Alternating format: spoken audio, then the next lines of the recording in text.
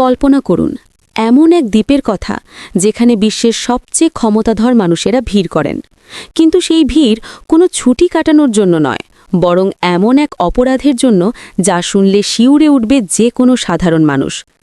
৩.৫ million পৃষ্ঠার গোপনীয় নথিপত্র, ২০০০টি রহস্যময় ভিডিও এবং ১,৮০,০০০-এরও বেশি আপত্তিকর ছবি, যা ২০২৬ সালের শুরুতে বিশ্বের সবচেয়ে প্রভাবশালী ব্যক্তিদের রাতের ঘুম কেড়ে নিয়েছে। সাবেক মার্কিন প্রেসিডেন্ট থেকে শুরু করে ব্রিটিশ রাজপুত্র, দুনিয়া কাঁপানো বিজ্ঞানী থেকে কোটিপতি ব্যবসায়ী, বাদ যাননি কেউই। কিন্তু প্রশ্ন হল, জেফ্রি এপস্টাইন নামের এই সাধারণ স্কুল শিক্ষক কিভাবে তৈরি করলেন এমন এক অপরাধের জাল যেখানে আটকে গেলেন পৃথিবীর রথী মহারথীরা? আর কেনই বা ২০১৯ সালে তার মৃত্যুর পরেও ২০২৬ সালে এসে গ্রেফতার হতে হল ব্রিটিশ রাজপরিবারের সদস্যকে?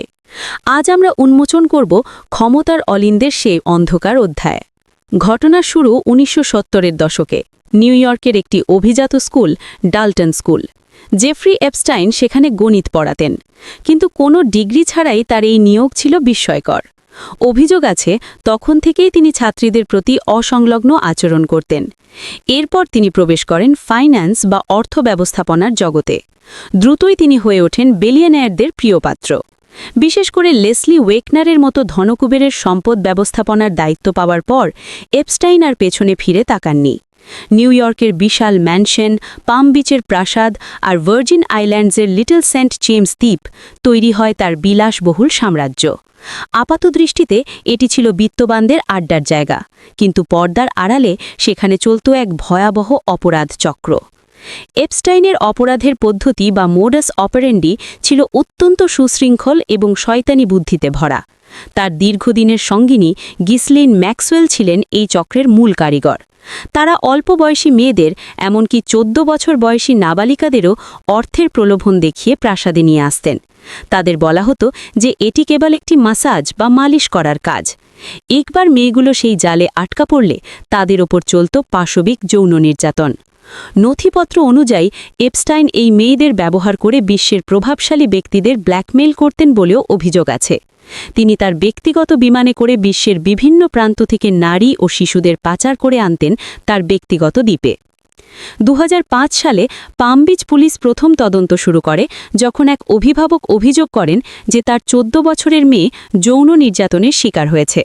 কিন্তু এখানে আসে প্রথম টুইস্ট। ফেডারেল তদন্তকারীরা এপস্টাইনের বিরুদ্ধে ৬০ পৃষ্ঠার চার্জশিট তৈরি করলেও তৎকালীন প্রসিকিউটর আলেকজান্ডার আকোস্টা একটি গোপন চুক্তি বা নন প্রসিকিউশন এগ্রিমেন্ট করেন, যার ফলে এপস্টাইন মাত্র ১৩ মাসের জেলের সাজা পান এবং দিনের বেলা কাজের জন্য জেলের বাইরে থাকার অনুমতিও পান। একে বিচার ব্যবস্থার একটি কলঙ্কিত অধ্যায় হিসেবে দেখা হয়। এক দশকেরও বেশি সময় পর ২০১৮ সালে নতুন তথ্য সামনে এলে এপস্টাইনকে পুনরায় গ্রেফতার করা হয়, কিন্তু ২০১৯ সালের ১০ অগস্ট ম্যানহাটনের জেলে তাকে মৃত অবস্থায় পাওয়া যায়। ময়না তদন্তে একে আত্মহত্যা বলা হলেও সিসিটিভি ক্যামেরার ত্রুটি এবং রক্ষীদের অবহেলা অনেক প্রশ্নের জন্ম দেয়। প্রশ্ন ওঠে, তাকে কি মেরে ফেলা হয়েছে যাতে বড় কোনো নাম সামনে না আসে? রহস্য কি সেখানেই শেষ? না। ২০২৬ সালের জানুয়ারিতে প্রেসিডেন্ট ট্রাম্পের স্বাক্ষরিত এপস্টাইন ফাইলস ট্রান্সপারেন্সি অ্যাক্টের মাধ্যমে বিচার বিভাগ প্রায় ৩.৫ লক্ষ পৃষ্ঠা নথি জনসমক্ষে আনে। এই নথিগুলো ছিল বিশ্ব রাজনীতির জন্য একটি পারমাণবিক বিস্ফোরণ।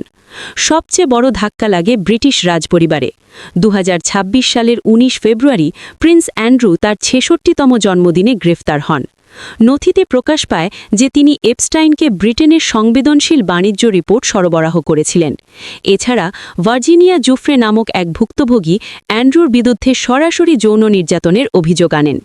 এমনকি ভারতের রাজনীতিতেও এর ঢেউ আছড়ে পড়ে। নথিতে থাকা ইমেলে ভারতের প্রধানমন্ত্রী নরেন্দ্র মোদীর ২০১৭ সালের ইসরায়েল সফর এবং ২০১৯ সালের দ্বিতীয় মেয়াদে শপথ নিয়ে এপস্টাইনের কিছু অসংলগ্ন মন্তব্য পাওয়া যায়। যদিও ভারত সরকার একে অপরাধীর বাজে জল্পনা হিসেবে সম্পূর্ণ প্রত্যাখ্যান করেছে। এছাড়া বিল গেটস, ইলন মাস্ক এবং স্টিফেন হকিংয়ের মতো ব্যক্তিদের সাথেও এপস্টাইনের যোগাযোগের বিভিন্ন তথ্য প্রকাশিত হয়। বর্তমানে গিসলেইন ম্যাক্সওয়েল 20 বছরের সাজা ভোগ করছেন, যদিও টেক্সাসের কারাগারে তাকে বিশেষ সুবিধা দেওয়া হচ্ছে বলে নতুন বিতর্ক তৈরি হয়েছে। এপস্টাইন মারা গেলেও তার অপরাধের প্রতিটি পাতা আজ ইতিহাসের ডায়েরিতে বন্দী। এই ঘটনা আমাদের শিক্ষা দেয় যে ক্ষমতা আর অর্থের জোরে অপরাধকে সাময়িকভাবে ঢেকে রাখা সম্ভব হলেও সত্য একদিন না একদিন সামনে আসবেই। এপস্টাইন ফাইলস কেবল একটি তালিকা নয়, এটি ক্ষমতার অপব্যবহারের বিরুদ্ধে একটি চিরন্তন সতর্কবার্তা।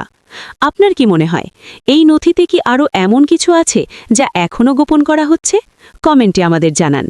এই ধরনের রোমাঞ্চকর এবং তথ্যবহুল ভিডিও আরও দেখতে চাইলে আমাদের চ্যানেল শর্টস আপ সাবস্ক্রাইব করুন এবং বেল আইকনটি চেপে রাখুন। দেখা হবে পরবর্তী ভিডিওতে। ধন্যবাদ।